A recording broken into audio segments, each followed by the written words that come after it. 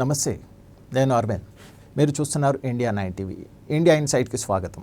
రాజకీయాల్లో బయటి శత్రువుల కంటే ఇంటి లోపల నుంచి వచ్చే సవాలు ఎక్కువ ప్రమాదకరమైనవి అని అంటారు. ఎందుకు అంటే బయట వారితో యుద్ధం చేస్తే కనీసం శత్రువు ఎవరో తెలుస్తుంది, కానీ ఇంట్లోనే మీ మాట వినకపోతే, మీ నిర్ణయాలు అమలు కాకపోతే, మీకు అత్యంత నమ్మకమైన వ్యక్తి కూడా మిమ్మల్ని కాపాడకపోతే అప్పుడు అర్థం చేసుకోవాలి మీ శక్తి క్షీణిస్తుంది అని. ఇప్పుడు కాంగ్రెస్ పార్టీలో అదే జరుగుతుంది.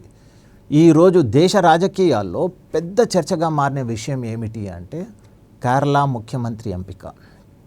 బయటకు చూస్తే ఇది ఒక సాధారణ రాజకీయ ప్రక్రియలా కనిపించవచ్చు, కానీ లోపల జరిగినది మాత్రం కాంగ్రెస్ భవిష్యత్తును ప్రభావితం చేసే సంఘటన. ఎందుకు అంటే ఇది కేవలం ముఖ్యమంత్రి ఎంపిక కాదు, ఇది రాహుల్ గాంధీ అధికారానికి మొదటి బహిరంగ సవాలు. ఎన్నికల్లో ఓడిపోవడం రాహుల్ గాంధీకి కొత్త విషయం ఏమీ కాదు. ఆయన నాయకత్వంలో కాంగ్రెస్ ఎన్నో ఎన్నికల్లో ఓడిపోయింది, అది ఇప్పుడు కాంగ్రెస్లో సాధారణమైపోయింది. కానీ ఇప్పటి వరకు పార్టీ లోపల ఆయన మాటే చివరి మాటగా భావించేవారు. అయితే కేరళలో తొలిసారి రాహుల్ గాంధీ అనుకున్నది జరగలేదు. అక్కడ కాంగ్రెస్ కూటమి యునైటెడ్ డెమోక్రాటిక్ ఫ్రంట్ స్పష్టమైన మెజారిటీ సాధించింది.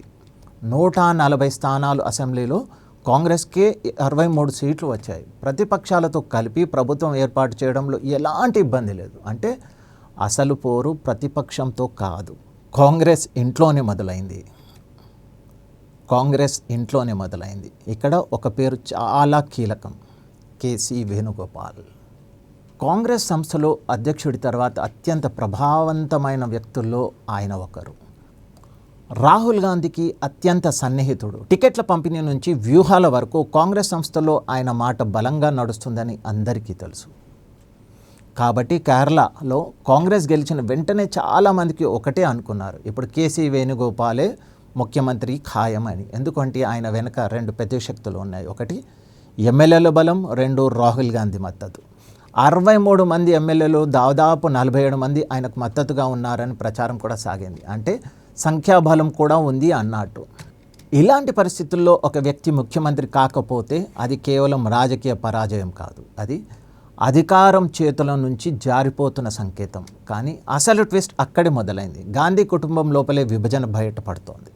ఇక రాహుల్ గాంధీ కేసీ వేణుగోపాల్ వైపు నిలబడ్డారు, సోనియా గాంధీ రమేష్ చెన్ని వైపు నిలబడ్డారు అని ప్రచారం జరిగింది. కానీ ప్రియాంక గాంధీ మాత్రం వేరే ఆట ఆడారని చెప్తున్నారు. ఆమె బహిరంగంగా పెద్దగా మాట్లాడలేదు, కానీ మీడియా ముందు శబ్దం కూడా చేయలేదు. కానీ లోపల మొత్తం సమీకరణాన్ని మార్చేశారని చెప్తున్నారు. ఇవన్నీ పరిణామాల్లో చివరకు ముఖ్యమంత్రి అయ్యింది విడి సతీశన్. ఇక్కడే అసలు కథ మొదలవుతుంది. 10 రోజుల పాటు ఢిల్లీ నుంచి తిరువనంతపురం వరకు చర్చలు జరిగాయి. పరిశీలకులు వెళ్ళారు, సమావేశాలు జరిగాయి, లాబియింగ్ కూడా జరిగింది. కానీ ఫలితం ఏమిటి? రాహుల్ గాంధీ తనకు అత్యంత నమ్మకమైన వ్యక్తిని ముఖ్యమంత్రిగా చేయలేకపోయారు. ఇది చిన్న విషయం మాత్రం కాదు. ఎందుకు అంటే ఇప్పటి వరకు కాంగ్రెస్లో ఒక నమ్మకం ఉండేది, రాహుల్ గాంధీ ఆశీర్వాదం ఉంటే ఏ పదవైనా సాధ్యమని. కానీ ఇప్పుడు మొదటిసారి ఆ భావనకు బలమైన దెబ్బ తగిలింది. ఇక్కడ మరో ఆసక్తికరం అంశం కూడా ఉంది. విడి సతీశన్కు ఇండియన్ యూనియన్ ముస్లిం లీగ్ మద్దతు ఉందని ప్రచారం కూడా బాగా జరిగింది. 22 సీట్లు గెలుచుకున్న ముస్లిం లీగ్ కీలక భాగస్వామిగా మారింది. వారి ఒత్తిడి కూడా ఈ నిర్ణయంలో ప్రభావం చూపిందని రాజకీయ వర్గాల్లో చర్చ కూడా జరిగింది. అదే సమయంలో మరో రాజకీయ గణితం కూడా ఉంది. కేసీ వేణుగోపాల్ లోక్సభ సభ్యుడు, ఆయన ముఖ్యమంత్రి అయితే రాజీనామా చేసి అసెంబ్లీకి రావాలి, ఉప ఎన్నికలు కూడా కావాలి. ఉప ఎన్నికల్లో కాంగ్రెస్ ఓడిపోతే అప్పుడు పరిస్థితి పూర్తిగా అవమానకరంగా మారేది. అంటే చివరికి రాహుల్ గాంధీకి ఒక విషయం స్పష్టమైంది, ఇక ఇప్పుడు కాంగ్రెస్లో నిర్ణయాలు ఒక్కరే తీసుకునే రోజులు కూడా ముగుస్తున్నాయి. ఇక్కడ ప్రియాంక గాంధీ పాత్ర చాలా ఆసక్తికరం. ఆమె నేరుగా యుద్ధం చేసినట్టు కనిపించట్లేదు, కానీ ప్రతి అడుగు వ్యూహాత్మకంగా వేస్తున్నట్లు కనిపిస్తున్నది. వయనాడ్లో పోస్టర్లు కనిపించాయి, కేసీ వేణుగోపాల్ని ముఖ్యమంత్రి చేస్తే వయనాడ్ను మర్చిపోండి అని.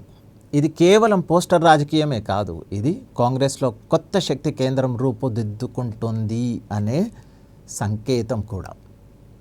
ఇప్పటి వరకు కాంగ్రెస్లో రాహుల్ గాంధీ తర్వాత అత్యంత శక్తివంతుడిగా కేసీ వేణుగోపాల్ని భావించేవారు. కానీ ఇప్పుడు పరిస్థితి మారింది. ఇప్పుడు కాంగ్రెస్లో చాలామంది ఇలా ఆలోచించడం ప్రారంభించారు. తనను తాను ముఖ్యమంత్రిగా చేసుకోలేని వ్యక్తి మరెవరికి ఏం చేయగలడు? ఇదే అసలు రాజకీయ నష్టం.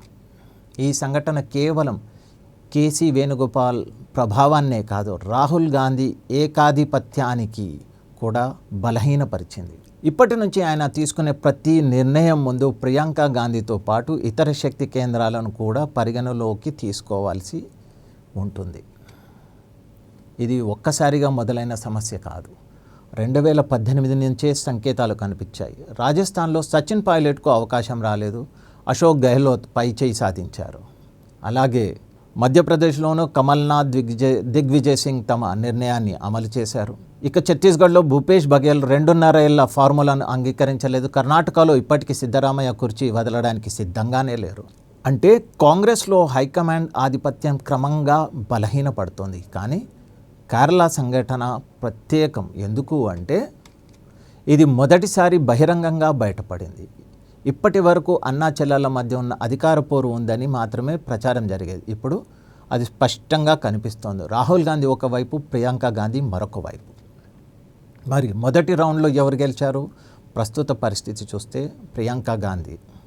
రాహుల్ గాంధీ ఒక్కరే నిర్ణయాధికారి కాదనే సంకేతం కూడా స్పష్టమవుతుంది. ఇక ముందు ఏమవుతుంది? 2027 అసెంబ్లీ ఎన్నికలు చాలా కీలకం. ఆ ఎన్నికల ఫలితాల తర్వాత కాంగ్రెస్లో అధికార పోరు మరింత తీవ్రమయ్యే అవకాశం కూడా ఉంది. ప్రస్తుతం ఒక్క విషయం స్పష్టంగా కనిపిస్తోంది. ఏమిటి అంటే కాంగ్రెస్లో బయట ప్రతిపక్షం కంటే ఇంటి లోపల అధికార పోరే పెద్ద సవాలుగా మారుతోంది. దీనిపై మీ అభిప్రాయం ఏమిటో కామెంట్ రూపంలో తెలియజేయండి. మరో ఎపిసోడ్లో మరో కొత్త వంశంతో మళ్ళీ కలుద్దాం. అంతవరకు వందే మాతరం, భారత్ మాతా కీ జై, జై హింద్.